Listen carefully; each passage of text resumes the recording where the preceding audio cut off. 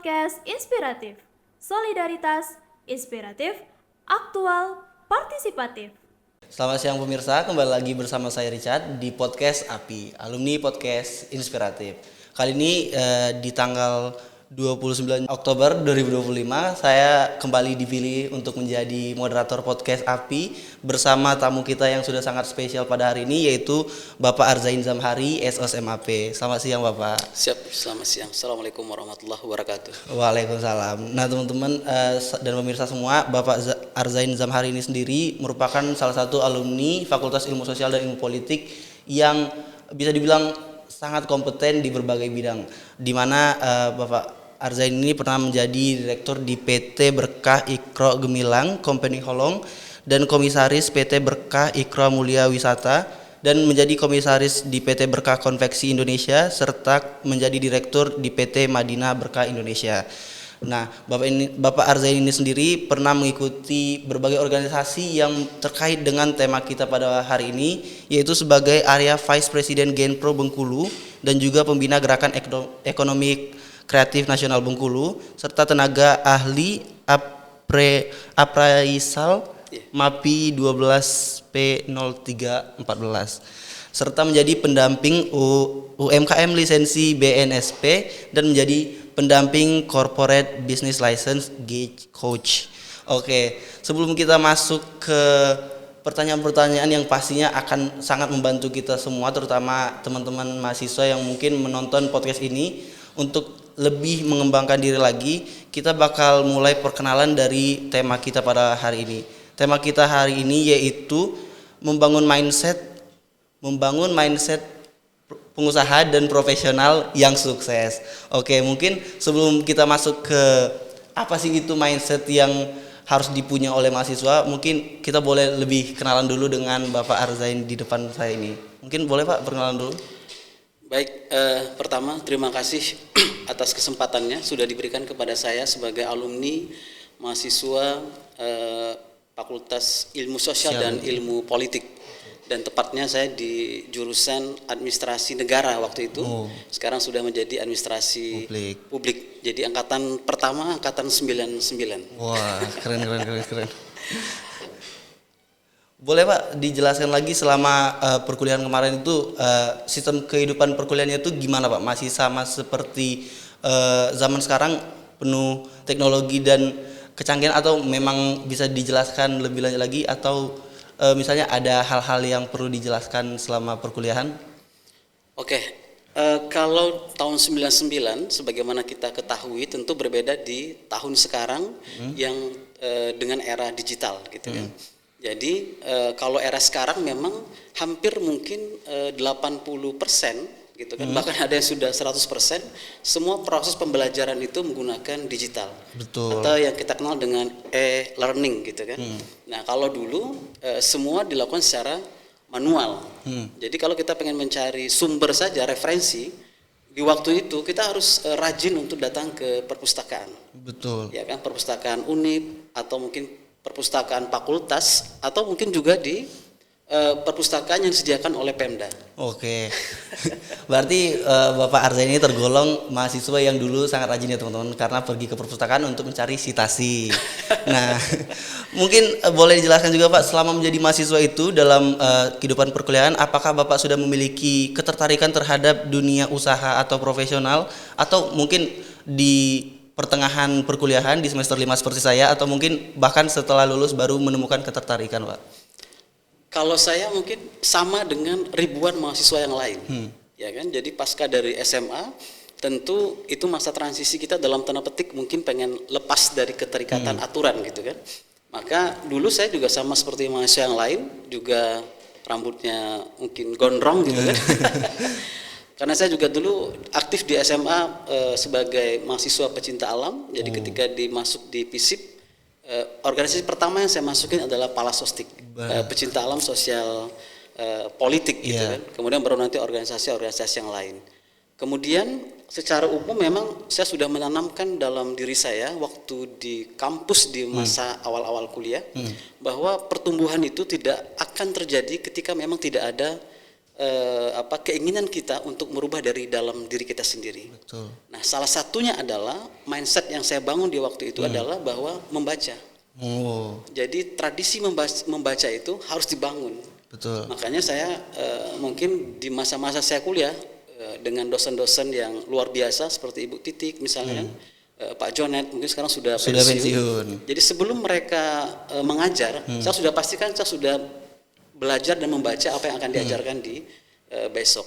Jadi tidak pernah terpikirkan untuk menjadi dunia entrepreneur atau mungkin masuk dalam dunia profesional, itu tidak pernah terpikirkan. Oh, berarti sebelum menyelesaikan studi memang belum terpikir ya Pak untuk menjadi entrepreneur atau pebisnis seperti itu? Belum, karena doktrinnya di masa-masa itu baik itu di kampus ataupun di lingkungan keluarga itu adalah tamat itu harus menjadi pegawai negeri. Iya, benar. Iya kan? Dan saya juga ikut dalam beberapa tes ternyata tidak lulus gitu kan. Mungkin itu tadi bukan sebuah alasan untuk menyerah ya kan Pak, karena Benar. kita tuh nggak selamanya bakal ngikutin apa kata orang tua, karena bisa jadi kita punya mimpi sendiri. Mungkin setelah misalkan studi Bapak di kemarin setelah lulus, langkah awal apa yang Bapak ambil hingga akhirnya terjun ke dunia profesional seperti saat ini? Yang pertama tradisi yang dibangun di kampus gitu kan, karena memang tadi saya juga aktif di organisasi sebelumnya. Tidak semata-mata dari kosan kemudian balik ke kampus, balik lagi di kosan. Jadi ada dinamika yang terjadi gitu kan. Dan tradisi itu saya coba pelihara sampai saya di pasca kampus. Yaitu adalah tradisi membaca tadi, kemudian tradisi diskusi sampai dengan tradisi menulis. Betul. Nah, jadi ketika di masa-masa pasca kampus, jadi ketika emang ada lowongan pekerjaan sebagaimana layaknya juga saya ikut dalam kompetitor untuk mencari pekerjaan. Nah, dari situlah kemudian saya belajar bahwa butuhnya kemandirian. Ya kan, bahwa rezeki kita tidak tergantung kepada keputusan pihak luar. Betul. Artinya kita harus ada punya kemandirian. Nah, itulah kemudian terjun dalam dunia swasta, dan sampai hari ini profesionalisme artinya sebagai praktisi appraisal kantor jasa penilai publik itu masih saya geluti dari tahun 2008. Boleh. Menurut Bapak sendiri nih Pak, tadi kan Bapak udah jelasin kalau Bapak tuh punya mindset di mana kita tuh harus membaca. Nah, apa sih perbedaan mindset membaca antara seorang profesional sama mungkin seorang yang masih baru memulai seperti saya nih Pak? Mungkin kan kalau saya sendiri kan menangkap mindset membaca itu supaya kita tuh nggak terpapar sesuatu informasi yang ditelan mentah-mentah atau bagaimana Pak? Dijelaskan Pak. Jadi memang ini tantangan buat era sekarang gitu kan. Dari berapa referensi yang saya baca, tantangan era sekarang itu bukan lagi membaca anak-anak sekarang. Mungkin termasuk Richard gitu.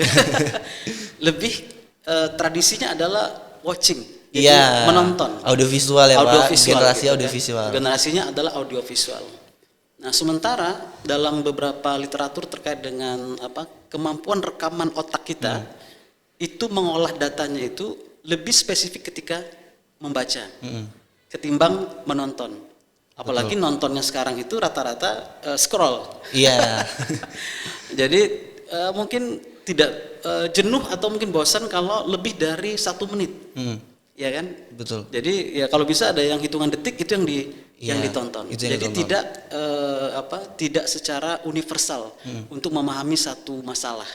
Makanya secara psikologi anak-anak sekarang juga itu biasanya lebih condong tingkat emosinya lebih tinggi. Bisa dilihat dari ini nanti mungkin pakarnya ilmu psikologi gitu kan. Dan itu ya trennya seperti itu. Jadi ya mudah ngambek gitu kira-kira gitu kan. Atau mungkin dimarahi oleh orang tuanya langsung lari dari rumah gitu kan. Nah, dari tantangan sekarang memang justru menjadi tantangan tersendiri untuk mengembalikan anak-anak sekarang bahwa mereka harus sudah mulai membaca. Ya kan, dari bacaan itu kemudian baru muncul tradisi yang tadi saya sampaikan, yaitu tradisi diskusi. Maka karya-karya ilmiah kampus itu harus segera dihidupkan lagi gitu kan. Karena nanti pada akhirnya yang sekarang jadi problem itu kan adalah terkait dengan irisan antara lulusan kampus dengan kebutuhan tenaga kerja. Benar. Yang kadang tidak linear, iya kan? Bahwa tenaga kerja butuhnya A, tapi yang diajarkan oleh kampus justru misalnya B.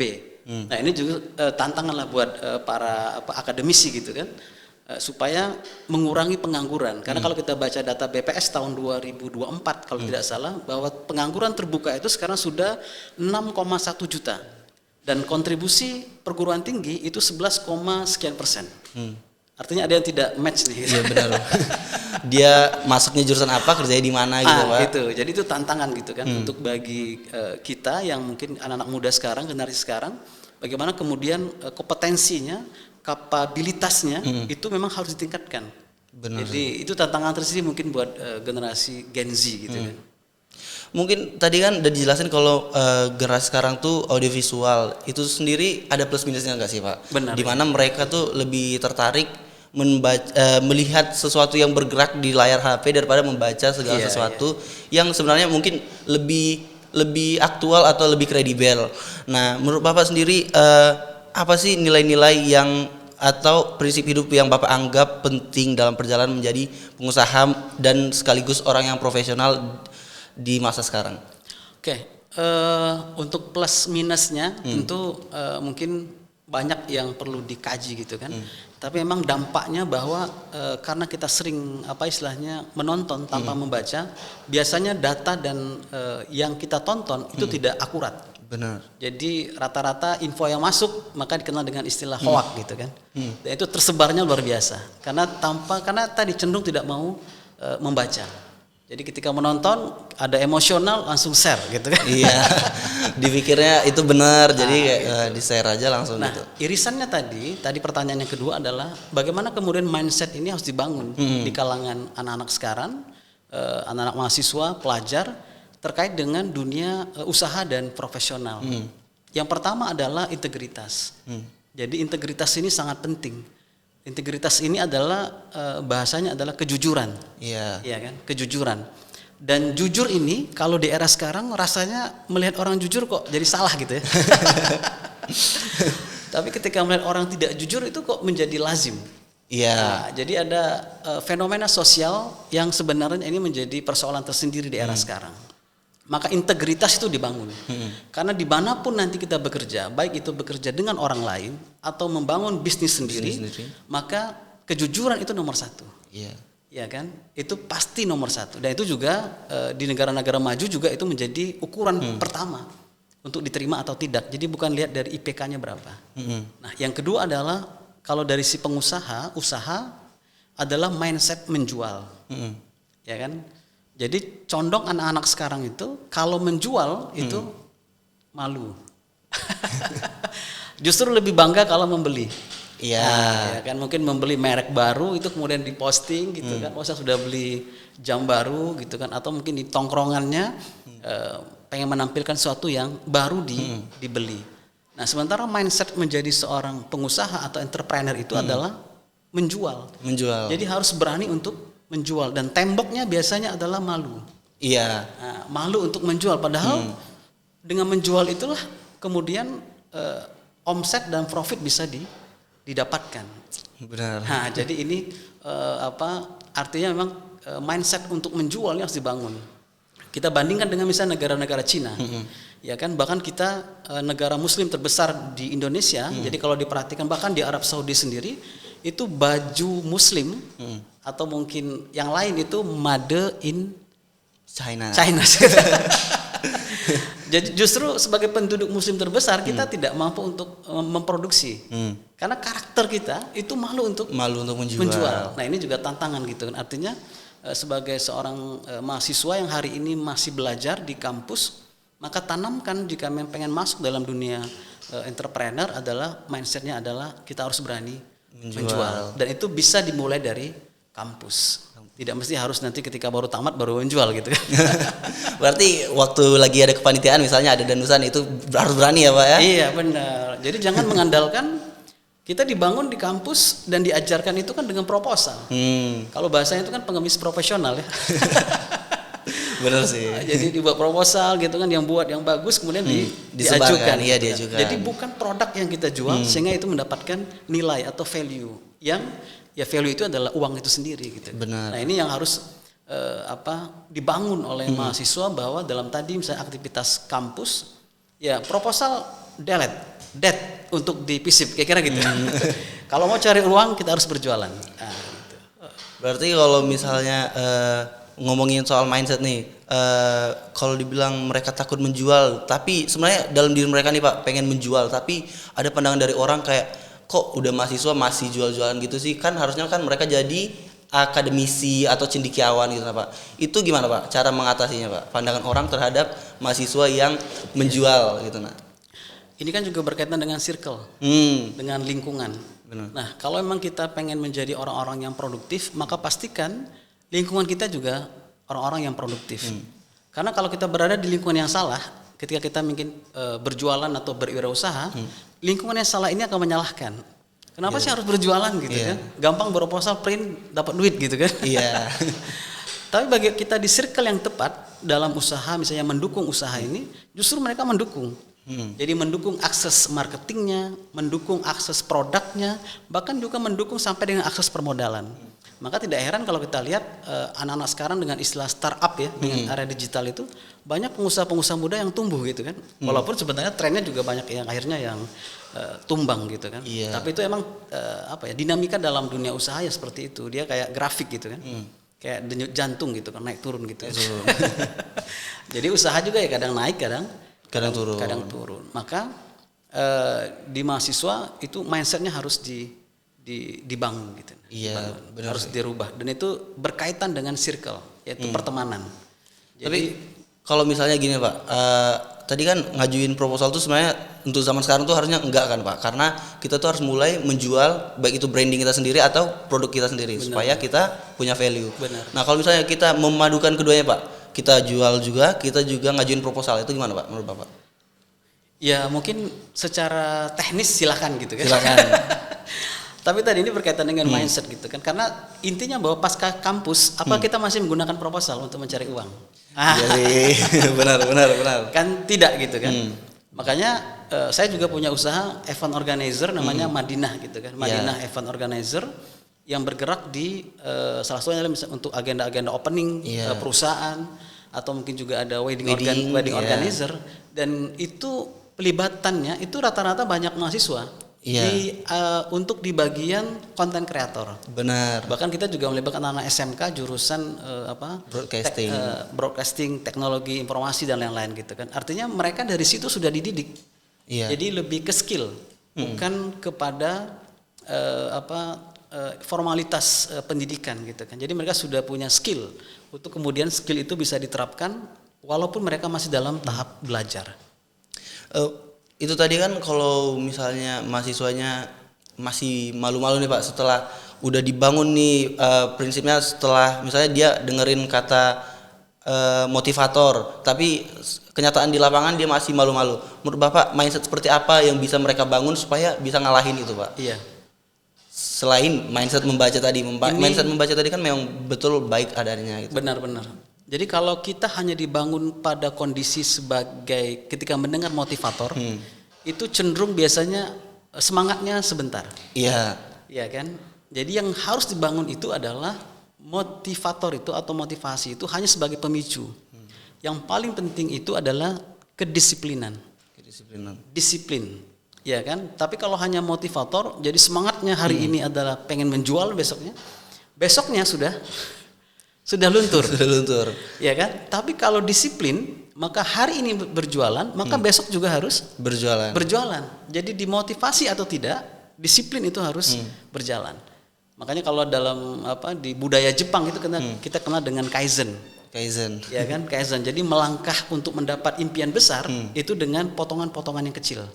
Nah, tingkat kedisiplinan untuk memotong langkah-langkah kecil ini penting. Bukan ketika langsung meloncat dan tiba-tiba jatuh gitu kan. Maka disiplin harus dibangun, tidak hanya dari sisi mendengar motivasi atau mungkin motivator gitu. Berarti harus dari diri sendiri juga ya Pak ya? Benar, sama kayak prinsip telur gitu kan. Telur itu kalau dia dipecahkan dari luar, maka dia akan mati. Iya. Tapi kalau telur itu keluar dari dalam, Dia hidup. maka akan tumbuh kehidupan. Iya. Nah, itulah dalam diri kita juga gitu kan. Jadi motivasi terbaik itu adalah dari dalam diri kita sendiri, bukan dari orang lain. Nah, Oke. gitu. Tadi kan Bapak sebut nih, Bapak tuh kerja di berbagai bidang, salah satunya di event organizer dan yang lain-lain. Nah, mungkin Bapak boleh ceritain nih, bagaimana awal mula Bapak membangun usaha tersebut, terus apa sih jatuh bangunnya, serta gimana Bapak mempertahankan pekerjaan tersebut di tengah banyaknya perkembangan zaman, serta kan kita tahu mungkin Bapak boleh menjelaskan dulu ini nih event organizernya udah dimulai sejak kapan, Pak? Kalau usahanya sejak tahun 2016. Nah, 2016. Jadi justru sebelum Covid ya. Iya. Sebelum Covid. Nah, tadi saya mau kaitan itu, Pak. Bapak kan bilang Bapak membangun event ini sebelum Covid. Nah, setelah Covid, setelah atau pasca Covid atau saat Covid itu bagaimana Bapak mempertahankan pekerjaan Bapak ini? Ya ini tantangan lah gitu kan, tantangan bagi dunia usaha. Ada yang di dalam kondisi Covid itu bisnisnya tumbuh. Iya. Ada kondisi di Covid usahanya itu turun gitu kan. Jadi pra dan pasca itu berbeda di masing-masing bisnis. Jadi emang kalau untuk event organizernya sendiri itu dimulai dari tahun 2016. Jadi puncaknya itu di tahun 2020. Jadi pasca Covid 2020 ya, mulai Covid sampai sekarang ini tantangan tersendiri karena di waktu itu kita dilarang untuk keramaian. Iya. Sementara acara-acara event organizer itu rata-rata di acaranya keramaian gitu kan. Jadi nggak bisa acara sendiri gitu kan. Bahkan saya waktu S2 itu wisudanya Covid di administrasi publik, ya kan. Itu wisudanya ya online gitu kan, tidak boleh berkumpul. Nah, itu tantangan di era sekarang. Makanya di 2002 pasca Covid 2020 21 sampai sekarang tentu butuh strategi-strategi untuk mempertahankan bisnis yang kita jalankan, atau istilahnya adalah sustainable-nya harus kita pertahankan dengan inovasi dan lain-lain. Walaupun sekarang juga tantangan juga bagi kita yang mungkin generasi saya milenial kali ya. Iya. Berhadapan dengan generasi Gen Z itu pertumbuhannya lebih cepat. Ya kan, yang juga buka usaha juga yang sama itu omsetnya luar biasa gitu kan. Oh, ini kok bisa gitu kan, kita sudah mendahului tapi mereka yang baru ternyata bisa lebih besar. Karena tadi mungkin terkait dengan dunia digital. Betul. Nah, ini artinya aspek marketingnya, pemasarannya sudah harus masuk ke dunia online ya, atau istilah dengan digital marketing. Oke, menurut Bapak sendiri apa sih yang bisa dilakuin sama mahasiswa sekarang selain membangun mindset dari awal? Gimana cara kita membangun diri supaya nanti setelah lulus misalnya bisa seperti Bapak? Sebenarnya gini, jadi yang kita harus pahami itu tadi bahwa tradisi membaca ini harus dibangun, ya kan? Jadi mungkin Richard dan teman-teman juga sudah membaca gitu kan, bahwa di tahun 2030 menurut dari asosiasi dari Kadin ya, Kadin itu 23 juta itu jenis pekerjaan akan hilang dan akan digantikan oleh mesin. Iya. Nah gitu. Artinya kalau kita tidak siap dalam era sekarang, kita itu akan digantikan oleh mesin. Jadi kalau sekarang misalnya kalau kita tanya sama teman-teman kita, kalau kita sakit, ya kan, mengeluhkan sesuatu, kita langsung ke dokter umum atau ke ChatGPT. Iya sih. Iya kan? Iya. Nah bahkan untuk yang profesi saja, dokter umum itu kemungkinan besar akan tergantikan dengan ChatGPT. Bahkan berapa referensi, kalau kita memberikan data yang akurat, data akurasi yang tepat, ChatGPT itu bisa menjawab 99%. Dan untuk memberikan jawaban sakit kita, dan obatnya juga dia rekomendasikan gitu kan. Artinya kita tidak langsung ke dokter umum gitu kan. Makanya dokter umum sekarang harus naik ke dokter spesialis gitu kan. Yang kedua adalah terkait dengan jasa pengacara misalnya kan.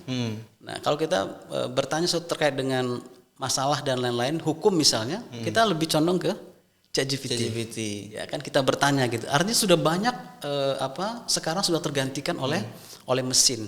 Bahkan perusahaan-perusahaan tertentu kayak jasa keuangan misalnya. Jasa keuangan itu CS kalau perhatikan sudah berkurang. Karena semua transaksi sekarang sudah melalui mobile banking. Benar. Nah, itu bayangkan di 2030 itu diperkirakan 23 juta. Bahkan kalau di negara maju sekarang produksi itu semuanya mesin.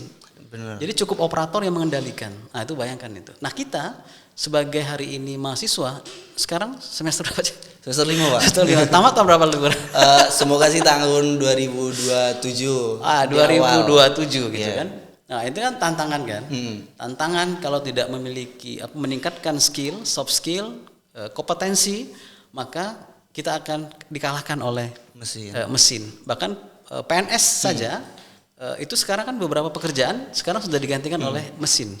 Ya misalnya kayak humas gitu kan.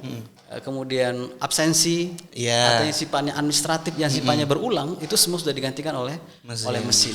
Nah, bayangkan kalau kita semua berlomba-lomba untuk menjadi PNS gitu. Nah, artinya tadi selain tadi belajar membaca dan itu menjadi tradisi yang harus dibangun di kalangan mahasiswa. Yang kedua adalah mindsetnya adalah global. Jangan berpikir ketika kita tamat kuliah di kampus Unip misalnya, kita hanya bisa bekerja di Indonesia atau di Bengkulu gitu kan. Karena sekarang sudah eranya terbuka gitu kan. Bahkan teman-teman hari ini yang buka usaha LPK ya, lembaga pelatihan kerja, itu kan memberikan akses untuk keluar negeri dan gajinya gede-gede gitu. Dibandingkan di Indonesia gitu kan. Bahkan gajinya sudah ada yang 25 untuk magang. Kalau sudah bekerja 80 sampai di 100 juta. Saya di Jepang. Padahal jarak Jakarta dengan Jepang itu hanya 4 jam. Iya sih. Jauh dari sini ke Kaur atau ke Mukomuko. Muko 6 jam naik ke mobil. Iya kan? Artinya pemikirannya juga harus global. Nah, karena global maka dibutuhkan kompetensi. Nah, salah satunya adalah tantangannya adalah bahasa. Iya. Ya kan? Kalau kita rata-rata misalnya kayak LPK itu syarat utamanya adalah kemampuan Berbahasa Inggris. bahasa. Ya, bahasa kalau kita kerja di mungkin negara-negara Eropa dan lain itu bahasa Inggris. Kalau di Jepang ya berarti harus bahasa Jepang. Bahasa Jepang gitu kan. Ini Richard mungkin bisa bahasa Jepang kali kan? Kalau bahasa Jepang enggak, Pak, tapi kalau bahasa Korea bisa baca tapi enggak bisa artikannya.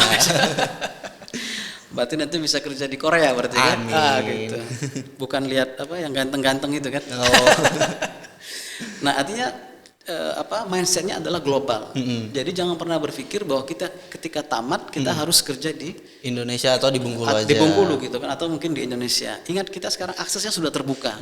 Akses informasi sudah terbuka. Kalaupun kita bekerja di luar negeri, kalau rindu sama orang tua kan kita bisa video call. Iya, gitu ada teknologi. Kan? Kalau dulu ya sulit gitu kan. Sudah lepas keluar negeri udah dinyatakan hilang gitu. Kalau balik alhamdulillah gitu kan. Iya. Kalau sekarang tidak. Anak-anak sekarang yang ngekos misalnya kayak Richard, mungkin setiap ada jam tertentu kayak minum obat ibunya video call kali kan. Iya sih. Nah, itu yang harus dibangun. Kemudian yang ketiga adalah kompetensi. Ya kan, kompetensi ini harus dibangun. Salah satunya adalah yang tidak tergantikan oleh mesin itu adalah leadership. Iya, benar. Kepemimpinan. Jadi robot atau mesin dia tidak bisa mengambil keputusan secara tepat atau strategis gitu kan. Kenapa? Karena leadership ini berkaitan dengan kemampuan, dia juga soft skill gitu kan, yang harus dilatih. Maka saya sarankan bagi mahasiswa yang hari ini di kampus itu harus wajib bahkan masuk ke organisasi-organisasi. Baik ada yang di tingkat fakultas, kemudian universitas atau mungkin ke ekstra kampus gitu kan. Karena berkaitan dengan melatih diri kita untuk, karena kenapa?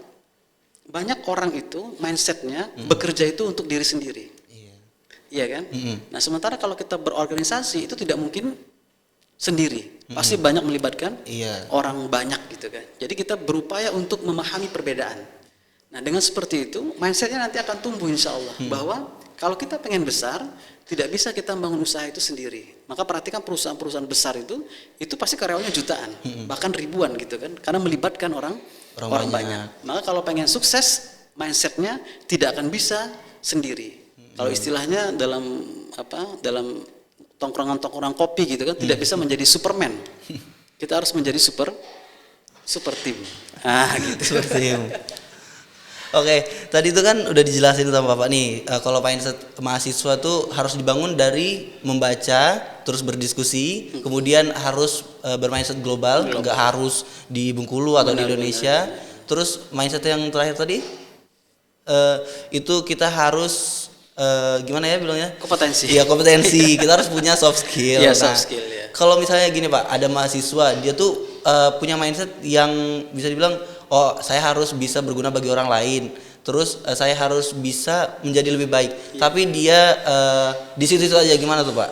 Dia cuma ya di univ-univ lah gitu nah. Istilahnya tidak growth, tidak bertumbuh. Tidak bertumbuh gitu kan. Nah, sementara kita dituntut untuk bertumbuh.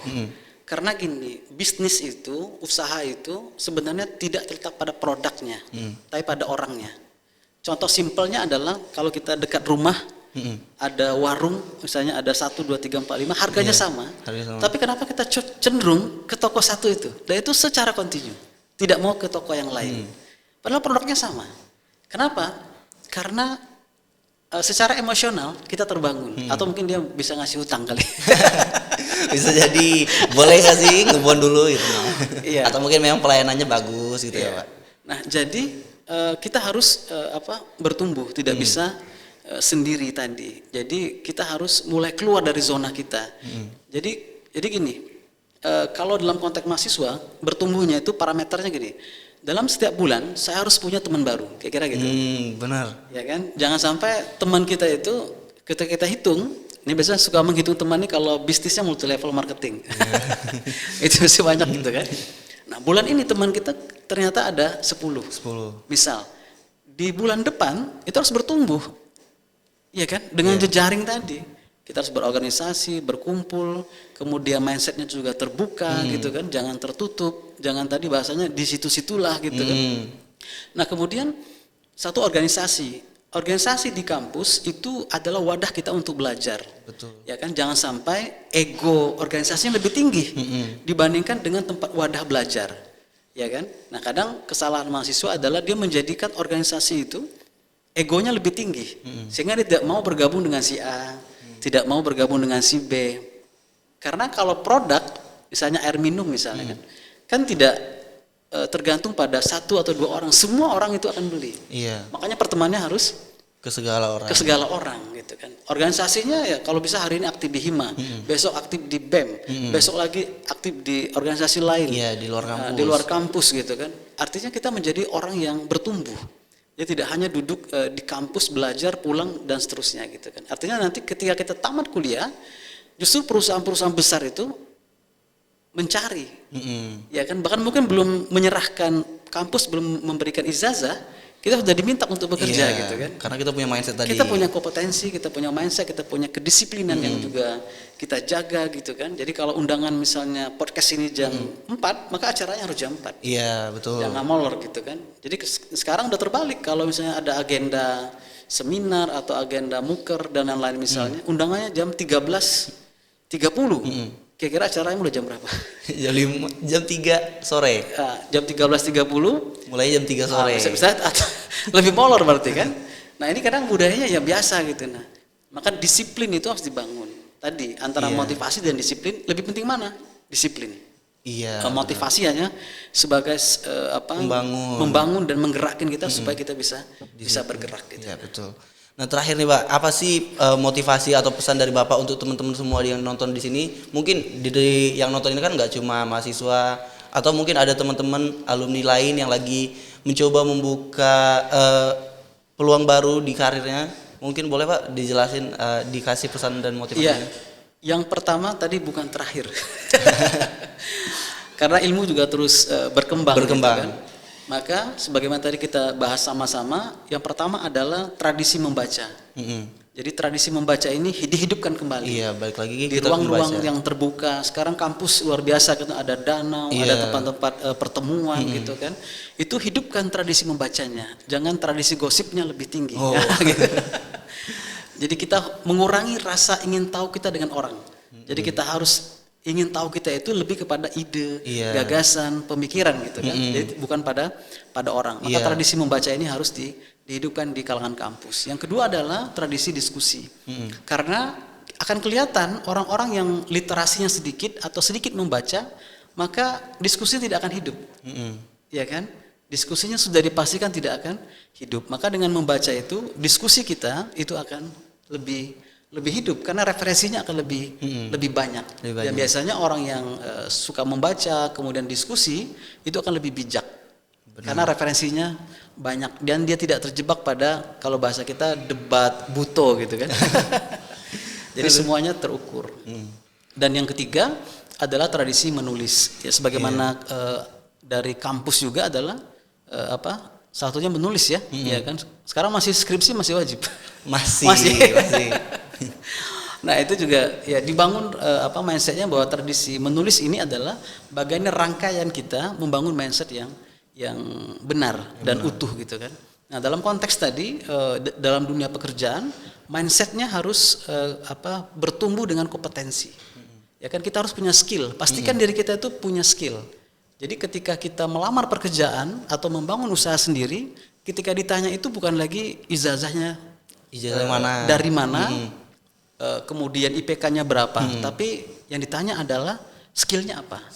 Dan itu sudah banyak diterapkan oleh negara-negara maju seperti Amerika Serikat, Jepang, kemudian Inggris gitu kan. Itu sertifikat ijazah itu tidak terlalu dijadikan andalan utama. Yang penting adalah skill. Nah, kalau kita tidak punya skill, maka dengan era digital hari ini lambat atau lebih cepat kita akan termakan oleh digital dan kita akan tertinggal. Maka kita akan menambah data BPS pengangguran terbuka ya sekarang 6 juta lebih dan penyumbang perguruan tinggi lebih kurang 11, sekian persen, kita akan menambah. Nah itu PR kita gitu kan. Makanya anak-anak muda, teman-teman hari ini yang berjuang di kampus pastikan memiliki kompetensi. Benar. Nah teman-teman semua serta pemirsa yang sedang menonton, itu tadi pembahasan kita bersama Pak Arzain. Nah teman-teman semua diharapkan setelah menonton podcast ini dapat membangun mindset teman-teman semua supaya kedepannya bisa membangun diri sendiri serta membangun diri untuk karir di masa depan. Baik, mungkin itu saja Bapak percakapan kita pada hari ini. Terima kasih Bapak sudah menyempatkan hadir di podcast API.